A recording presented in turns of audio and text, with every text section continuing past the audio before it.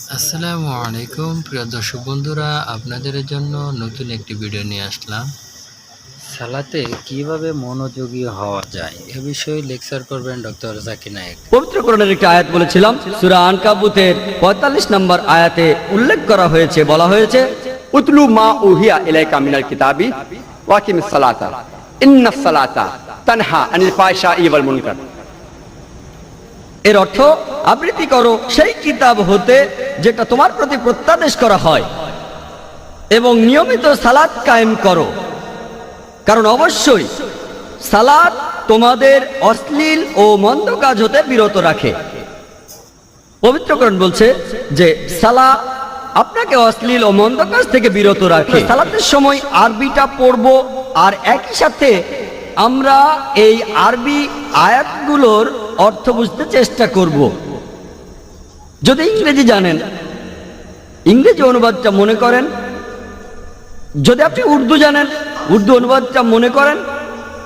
যদি আপনি হিন্দি জানেন, হিন্দি অনুবাদটা মনে করেন। যদি মারাঠি ভাষা জানেন সেটা মনে করেন। যদি গুজরাটি ভাষা জানেন সেটা মনে করেন। আপনি সেই ভাষার অনুবাদটা মনে রাখেন যে ভাষাটা আপনি সবচেয়ে ভালো জানেন। যেমন ধরুন, আমরা যখন সূরা ফাতিহা পড়ি, বিসমিল্লাহির রহমানির রহিম, দয়াময় ও পরম দয়ালু আল্লাহর নামে শুরু করছি। আলহামদুলিল্লাহি রাব্বিল আলামিন, সকল প্রশংসা জগৎ সমূহের মালিক আল্লাহ। আর রহমান রহিম, যিনি দয়াময় এবং পরম দয়ালু। মালিক ইয়াউমিদ্দিন, তিনি কর্মফল দিবসের মালিক। ইয়াকা নাবুদু ওয়া ইয়াকা নাস্তাইন, আমরা শুধু তোমার ইবাদত করি, শুধু তোমার সাহায্য চাই। ইহদিনাস সিরাতাল মুস্তাকিম, আমাদের সরল পথ দেখাও।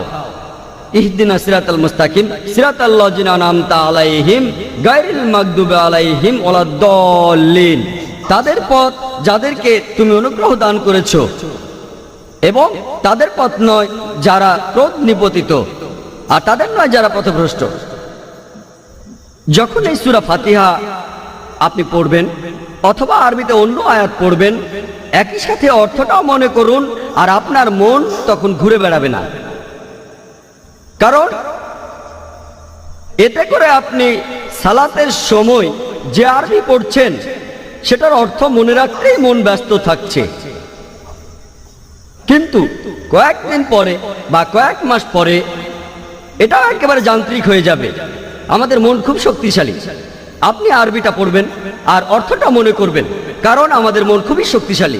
এখানেও সম্ভাবনা থাকে যে মন অন্য চিন্তা করবে, কিন্তু সম্ভাবনাটা কম, কারণ মনের খুব ছোট্ট একটা অংশ আরবি পড়ায় ব্যস্ত থাকবে।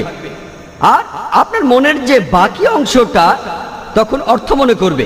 অন্য চিন্তা করার সম্ভাবনা কম, তারপরও মন চিন্তা করতে পারে। মনের এই চিন্তা দূর করার জন্য আপনি আরবিতে আয়াতগুলো পড়বেন আর সেগুলোর অর্থ মনে করবেন। এছাড়াও আপনি মনোযোগ দেবেন যে আয়াতগুলো পড়ছেন আর তার অর্থ মনে করছেন। একজন মানুষ দুটো জিনিসের উপরে 100% মনোযোগ দিতে পারে না। দুটো জিনিসের উপর 50% মনোযোগ দেওয়া যায়, বা 80% 20%, কিন্তু 100% দুটো আলাদা জিনিসের উপরে কেউ মনোযোগ দিতে পারে না। তাহলে যত বেশি মনোযোগ দেবেন আপনার মন ততখানি কম ঘোরাঘুরি করবে। মনের এই ঘোরাঘুরি বন্ধ করতে আমরা আরবি আয়াতগুলো পড়ব, আয়াতের অর্থ বুঝবো, আর সেই অর্থের উপর মনোযোগ দেব। তাহলে ইনশাআল্লাহ আমাদের মন ঘোরাঘুরি করবে না।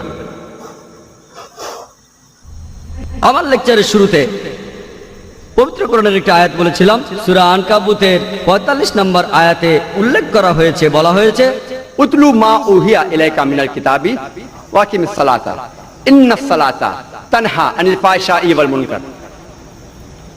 এর অর্থ, আবৃত্তি করো সেই কিতাব হতে যেটা তোমার প্রতি প্রত্যাদেশ করা হয় এবং নিয়মিত সালাত কায়েম করো, কারণ অবশ্যই সালাত তোমাদের অশ্লীল ও মন্দ কাজ হতে বিরত রাখে। পবিত্রকরণ বলছে যে সালাত আপনাকে অশ্লীল ও মন্দ কাজ থেকে বিরত রাখে। আমি আগেও বলেছি, সালা হলো এক ধরনের প্রোগ্রামিং। এই প্রোগ্রামিংটা হলো ন্যায়নিষ্ঠার জন্য। আর আমরা মুসলিমরা দিনে 5 বার সালাতের মাধ্যমে প্রোগ্রামড হই। আমরা আল্লাহর কাছে এই সময় নির্দেশনা চাই, ইহদিনা সিরাতাল মুস্তাকিম, আমাদের সরল পথ দেখাও। আর আল্লাহ সুবহানাহু ওয়া তাআলা এর উত্তর দেন, তিনি আমাদের ন্যায়পরায়ণতার পথে প্রোগ্রাম করেন। যেমন ধরুন, কোন ইমাম সূরা ফাতিহার পরে তিনি পড়তে পারেন সূরা মাইদার 90 নম্বর আয়াত, সেখানে বলা হয়েছে, ইয়া আইয়ুহাল্লাযীনা আমানু হে মুমিনগণ, ইন্নামাল খামরু ওয়াল মাইসিরু নিশ্চয়ই মদ এবং জুয়া ঘৃণ্য বস্তু, ওয়াল আনসাব ওয়াল আজলাম মূর্তি পূজার বেদী এবং ভাগ্য নির্ণয়ক স্বর, রিজতুম মিন আমালিশ শাইতান এগুলো সব শয়তানের কাজ।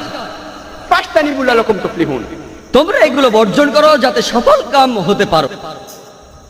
এখানে সালাতে আমাদের প্রোগ্রামিং করা হচ্ছে যে আমাদের বাদ দিতে হবে মদ পান করা, জুয়া খেলা, বিভিন্ন মূর্তির পূজা,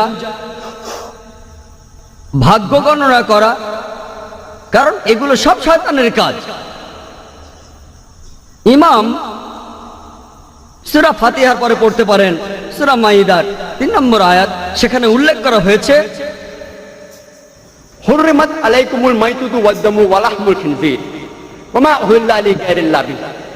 তোমাদের জন্য যেসব হারাম করা হয়েছে, মৃত পশু, রক্ত, শূকরের মাংস খাওয়া, এবং যে পশু জবাই করার সময় আল্লাহ ছাড়া অন্য কারো নাম নেওয়া হয়েছে। এখানে সালাতের মধ্যে আমাদের প্রোগ্রামিং হচ্ছে আমাদের এই খাবারগুলো খাওয়া উচিত না। এই হারাম খাবারগুলো হলো মৃত জন্তু, রক্ত, শূকরের মাংস খাওয়া, এবং যে পশু জবাই করার সময় আল্লাহ ছাড়া অন্য কারো নাম নেওয়া হয়েছে। আমাদের প্রোগ্রামিং হচ্ছে ন্যায়পরায়ণতার পথে। ইমাম সূরা ফাতিহার পরে তিনি পড়তে পারেন সূরা ইসরার 23 নম্বর ও 24 নম্বর আয়াত, সেখানে বলা হয়েছে যে আল্লাহ সুবহানাহু ওয়া তাআলা তোমাদের নির্দেশ দিয়েছেন তোমরা শুধু তার ইবাদত করো এবং পিতামাতার সহিত সদ্ব্যবহার করো। যদি তাদের একজন অথবা দুজনেই বার্ধক্যে উপনীত হয়, তাদের কোনো রকম ধমক দিও না, এমনকি উফ শব্দটাও বলো না, বরং তাদের সাথে সম্মান করে কথা বলো এবং মমতা দিয়ে তাদের সাথে ব্যবহার করো। আর আল্লাহর কাছে প্রার্থনা করো, তাদের প্রতি দয়া করো, যেভাবে তারা শৈশবে আমাকে লালন করেছেন। আমরা প্রোগ্রামিং হচ্ছি যে বাবা মায়ের সাথে ভালো ব্যবহার করতে হবে। আর যদি তাদের কেউ একজন অথবা দুজনেই বৃদ্ধ হয়ে যায়, তবুও আপনি তাদেরকে উফ শব্দটা বলতে পারবেন না। সালাতের মধ্যে আমাদের প্রোগ্রামিং হচ্ছে। কম্পিউটারে সাধারণত প্রোগ্রাম করার দরকার হয় মাত্র একবার, কিন্তু যেহেতু মানুষের মনের একটা নিজস্ব ইচ্ছা রয়েছে যেটা কম্পিউটারের নেই, আমাদের মানুষের প্রোগ্রাম হওয়ার প্রয়োজন প্রত্যেক দিন। কারণ আমরা আমাদের চারপাশে প্রত্যেক দিন অনেক খারাপ কাজ দেখি। মেয়েদের উত্ত্যক্ত করা, ঘুষ দেয়া, প্রতারণা, চুরি করা, মদ পান করা, মাদকাসক্তি, উৎপীড়ন করা। সম্ভাবনা খুব বেশি থাকে যে আমাদের প্রোগ্রামিংটা নষ্ট হয়ে যেতে পারে। এজন্য প্রত্যেক দিন সালাতের মাধ্যমে আমাদের প্রোগ্রামিং করা হচ্ছে যাতে করে আমরা সিরাতাল মুস্তাকিমে থাকতে পারি, সরল পথে থাকতে পারি।